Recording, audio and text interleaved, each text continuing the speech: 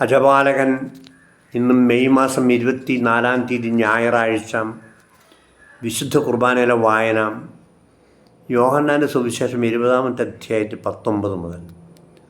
ആഴ്ചയുടെ ആദ്യ ദിവസമായ അന്ന് വൈകിട്ട് ശിഷ്യന്മാർ യഹൂദർ ഭയന്ന് കതകടച്ചിരിക്കെ യേശു വന്ന് അവരുടെ മധ്യം നിന്ന് അവരോട് പറഞ്ഞു, നിങ്ങൾക്ക് സമാധാനം.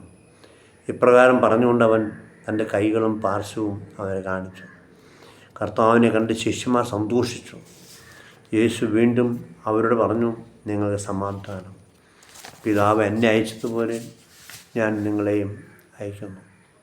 ഇത് പറഞ്ഞിട്ട് അവരുടെ മേൽ നിശ്വസിച്ചുകൊണ്ട് അവരോട് അരുളി ചെയ്തു, നിങ്ങൾ പരിശുദ്ധാത്മാവിനെ സ്വീകരിക്കുവിൻ. നിങ്ങൾ ആരുടെ പാപങ്ങൾ ക്ഷമിക്കുന്നുവോ അവ അവരോട് ക്ഷമിക്കപ്പെട്ടിരിക്കും. നിങ്ങൾ ആരുടെ പാപങ്ങൾ ബന്ധിക്കുന്നുവോ അവ ബന്ധിക്കപ്പെട്ടിരിക്കും. നമ്മുടെ കർത്താവായ മിശിഹായ്ക്ക് സ്തുതി. സ്നേഹം നിറഞ്ഞവരെ, ഇന്നത്തെ സുവിശേഷത്തിൻ്റെ സന്ദേശം സ്ലീഹന്മാർക്ക് പരിശുദ്ധാത്മാവ് നൽകുന്നു ഈശോ.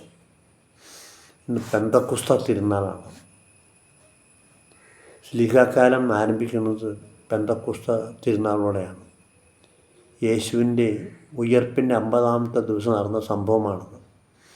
പരിശുദ്ധാത്മാവിനെ സ്വീകരിച്ച് ദൈവശക്തിയിൽ നിറഞ്ഞ് സ്ലീഹന്മാർ ലോകത്തിൻ്റെ നാനാഭാഗങ്ങളിലേക്ക് സുവിശേഷ പ്രഘോഷത്തിനായി പുറപ്പെട്ടു. സ്ലീഹയാണ് സ്ലീഹക്കാലമായത്. സ്ലീഹ എന്ന വാക്കിൻ്റെ അർത്ഥം അയക്കപ്പെട്ടവനെന്നാണ്. 12 പേർ ഒരുവനായ തോമാ സ്ലീഹ ഇന്ത്യയിലേക്ക് വന്നു. 12 പേർ 10 പേരും രക്തസാക്ഷികളായി മാറി. നമുക്ക് അവനോടൊപ്പം പോയി മരിക്കാമെന്ന് എന്ന തിരുവചനം നമുക്കിന്ന് പ്രത്യേകം അനുസ്മരിക്കാം. തിരുസഭയുടെ ജന്മദിനമായിട്ടാണ്, ഉദ്ഘാടന ദിവസമായിട്ടാണ് പെസഹ തിരുനാളിനെ കാണുക. മാമോദിസയും സൈലേവനും സ്വീകരിച്ച ക്രൈസ്തവ സമൂഹം ലോകത്തിലെ ഐക്യപ്പെട്ടവരാണ്. വചന കേന്ദ്രീകൃതമായ ജീവിതം നയിച്ചുകൊണ്ട് നമ്മൾ നമ്മുടെ ജീവിതം വഴി ക്രിസ്തുവിനെ പ്രഘോഷിക്കാൻ സാധിക്കും. പരിശുദ്ധാത്മാവിൻ്റെ ദാനങ്ങൾ 7, പരിശുദ്ധാത്മാവിൻ്റെ ഫലങ്ങൾ 12, പരിശുദ്ധാത്മാവിനെതിരായ പാപങ്ങൾ തുടങ്ങിയവ ഈ കാലഘട്ടത്തിൽ ചിന്താവിഷയമാകും. ദാനങ്ങൾ ഏവയാണ്?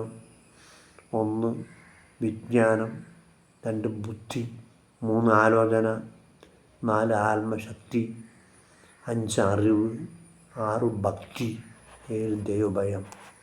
പരിശുദ്ധാത്മാവിൻ്റെ ഫലങ്ങൾ 12 സ്നേഹം, ആനന്ദം, സമാധാനം, ദീർഘശാന്തത, ക്ഷമ, വിനയം, വിശ്വസ്തത, നന്മ, മധുരശീലം, കരുണ, ഇന്നേരി നിഗ്രഹം, കന്യാത്വം. ഇവയാണ് പരിശുദ്ധാത്മാവിൻ്റെ ഫലങ്ങളായി പഠിപ്പിക്കുന്നത്. ഓരോന്നിനെ പറ്റിയും ദീർഘമായ പഠനം ആവശ്യമാണെന്ന് അറിയാലോ. പരിശുദ്ധാത്മാവിനെതിരായ പാപങ്ങളുണ്ട്. സ്വർഗം ലഭിക്കുകയില്ലെന്ന നിരാശ.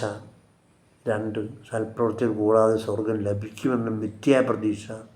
3 അറിഞ്ഞുകൊണ്ട് സത്യത്തെ നിഷേധിക്കുന്നത്. 4 അന്യരുടെ നന്മയുള്ള അസൂയ. 5 പാപം ചെയ്ത ശേഷം അതേപ്പറ്റി അനുതപിക്കാതെ പാപത്തിൽ തുടരുക. 6 അന്ത്യസമയത്ത് പോലും പാപത്തിൽ നമ്മൾ തുടരുക, അനുതപിക്കാതിരിക്കുക. ഇതാണ് പരിശുദ്ധാത്മാവിനെതിരായ പാപങ്ങൾ. യുഗാന്ത്യം വരെ ഞാൻ നിങ്ങളോട് കൂടെ ഉണ്ടായിരിക്കും എന്ന വാഗ്ദാനം അനുസ്മരിക്കാം. യേശുവിൻ്റെ 2-ാമത്തെ വരവ് വരെ പരിശുദ്ധാത്മാവാണ് സഭയെ നയിക്കുന്നത്. യേശു ശിഷ്യന്മാർക്ക് സമാധാനം ആശംസിച്ചതുപോലെ നമ്മൾ ക്രൈസ്തവ സമൂഹം ലോകത്തിലെ സമാധാന ദൂതന്മാരെ മാറേണ്ടതുണ്ട് എന്ന് നമുക്ക് ഓർക്കാം.